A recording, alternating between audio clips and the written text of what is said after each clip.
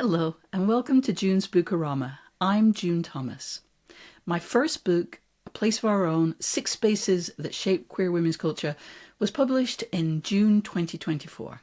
And the six spaces that it chronicles are the Lesbian Bar, the Feminist Bookstore, the Softball Field, Lesbian Land, feminist sex toy stores, and queer vacation destinations. I'd like to talk about one of those spaces. And I know a writer shouldn't favour just one of the things she writes about, but I also can't hide the fact that the Feminist Bookstore was my favourite place.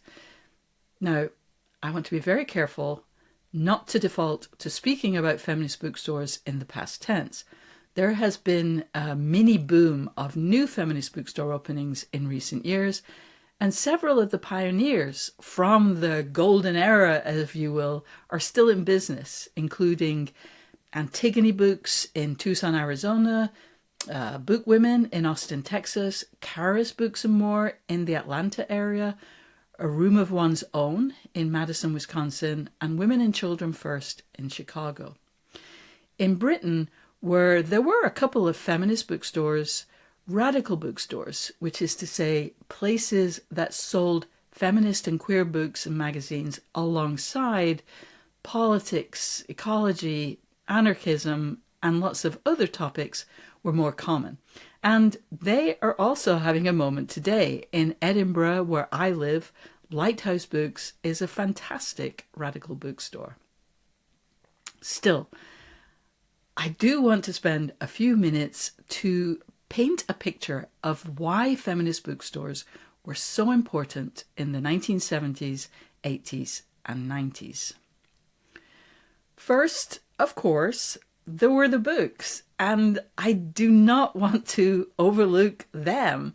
In a piece about Karis Books in the 1997 anthology Carrying On in the Lesbian and Gay South, Sarah Lynn Chestnut and Amanda Gable wrote, "The second wave of the feminist movement and the concurrent burgeoning lesbian feminist movement were fueled by texts."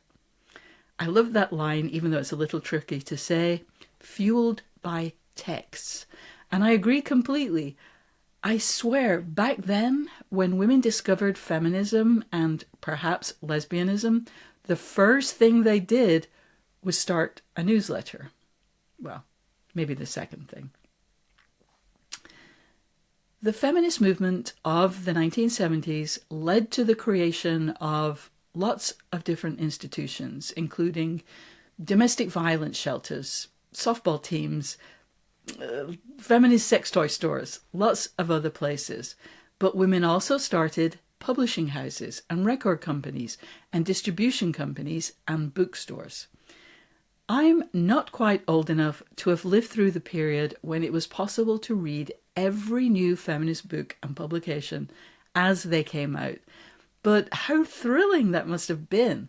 There was a sense that we would figure our way to this new world, this new way of living, by writing and reading books and magazines. Those publications were absolutely revolutionary, and they were primarily found in feminist bookstores. See this focus on possibilities in the tagline, "The Old Wives' Tales," an early feminist bookstore based in the Mission District of San Francisco, put on its bookmarks and what we would now call branding.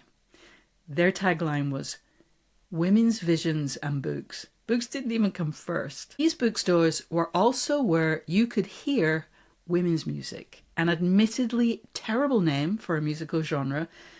Several women told me that when they went into a feminist bookstore for the first time, they were looking to discover something important about themselves. The books were a crucial part of that self-discovery, but so was hearing that music, which could be funny, romantic, maybe even a little bit strange, but that also reminded the women who heard it that they weren't alone. Feminist bookstores were at the very center of the women's music ecosystem. They played and sold the records, and when artists went on tour, they sold the concert tickets. And those shows were the place to see and be seen. At one Sweet Honey in the Rock concert in the 1980s, I sat in the same row as my girlfriend, two exes, and my therapist. Stores didn't only sell books and music, though. I was one of those unbearable, I was going to say, but definitely unsubtle people who for decades, truly, always wore what one roommate who did not quite approve described as t-shirts with things written on them every day. Political slogans, queer symbols, festival and pride souvenirs, the logos of obscure publications. If it could serve as the equivalent of a flashing neon sign screaming lesbian feminist, I would wear it. And by wearing it out in the world, I was spreading the word. And I often bought those t-shirts at feminist bookstores. Jewelry, usually on consignment from local craftswomen, was always the sappiest section of a store. In the 1980s and 90s, it just was impossible to imagine queer couples feeling comfortable shopping for rings in a mall store. In feminist bookstores, though, women could try on rings without having to pretend that one of them was a platonic friend who was just there to provide supportive company. And high street jewelry stores certainly didn't sell labris pendants or earrings featuring double women's symbols. This sense of openness and safety that was present in feminist bookstores also explains when, at a time when very few cities had their own feminist sex toy store, some women's bookstores also sold vibrators, along with books that provided sex education and advice for lesbian and bisexual women, something that definitely wasn't provided in schools or anywhere else at that time. Feminist bookstores were part of a network. Buying a lesbian novel at a feminist store allowed its author to spend more time writing and fewer hours at her straight job. It made it possible for her publisher to send more work by new authors out into the world. It paid the wages of the butch bookseller who didn't have to deal with homophobia in a heterosexual workplace. And it kept the store open so that it was there when a young woman was starting to question the misogynist misinformation that she'd been fed by her family or segments of society since childhood. Every transaction at a feminist bookstore was a link in a chain that might affect thousands or even hundreds of thousands of women. Feminist bookstores were, and still are, a place to hang out, to explore, to mess around and find out. Unlike bars, they were open in the daytime, almost always located in an easily accessible part of town, and there were no age exclusions, which is a huge deal in America, where people under 21 don't have access to gay bars and therefore gay society. One of the indications that you're part of a community or a movement is that you know where to go when something happens, whether that's a time of trouble or of celebration. I lived in Brooklyn for 17 years, and if there was queer big news in New York City or even New York State, you just knew, without having to ask, that everyone would gather at the Stonewall Inn. I'm not sure that feminist bookstores were ever quite the default meetup spot, but they certainly served as information and referral centres.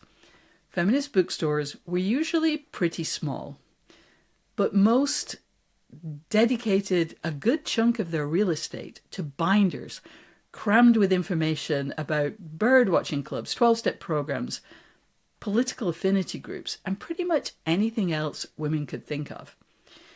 And their telephone lines were crucial community resources.